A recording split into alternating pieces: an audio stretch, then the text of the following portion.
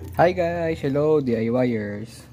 So, i-share ko lang yung ito, nabili ko na Oxito LED light.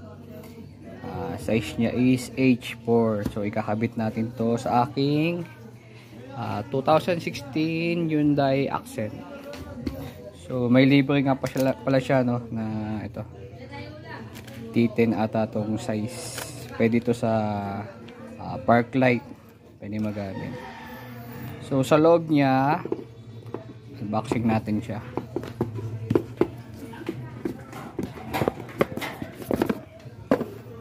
So sa box niya meron siyang gloves, manual, tsaka yung pinaka bulb mismo. So H4 siya, tatlo yung paa. Tapos ang nagustuhan ko dito, meron siyang pan. So hindi din siya bulky. So i-try natin install dito sa aking Accent. So yan. So yung stock na halogen, malabo kasi yan eh. So try natin. So first step, so ito, tanggalin natin to. Iniikot lang yan. So and then, kung kita ba, so may clip dyan. I-unclip lang natin siya. So bunutin ko muna to. So pagkatapos mabunot, i-unclip lang natin yung stock. So ito. Yan yung clip. Saglit. So ito pa yung clip, no. Yan. Nakahook lang siya doon. Pag in-unhook mo siya, matataas mo na siya. Yan. Pag na-unlock na, pwede na natin hugutin yung stock bulb. So yan. So palitan natin tong stock bulb.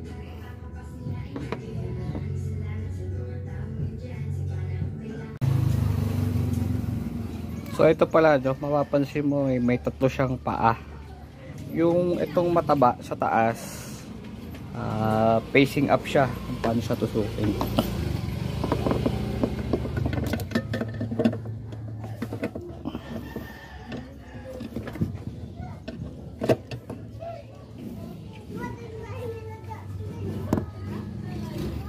So napasok na, i-hook na natin. So ayan, nakasaksak na siya. Ipa-plug lang natin to socket natin H4. Makita.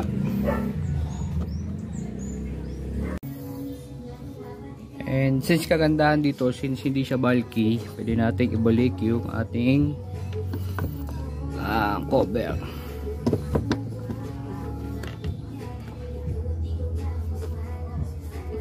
Ayan, so may takip pa din siya. And sa loob, ayun siya. So testing natin i-on.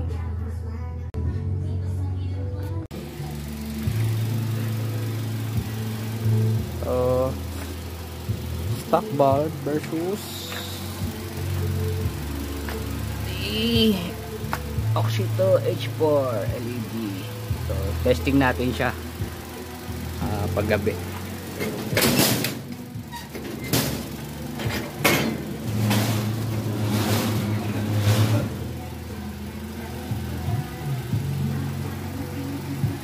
So sa kabila, ganun din gagawin.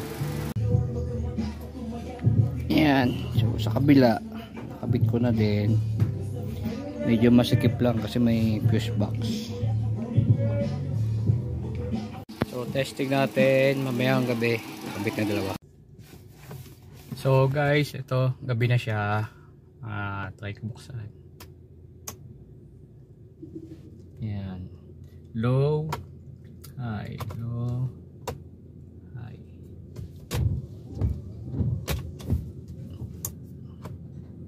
Low, high.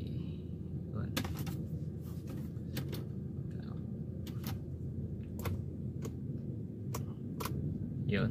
Thank you for watching.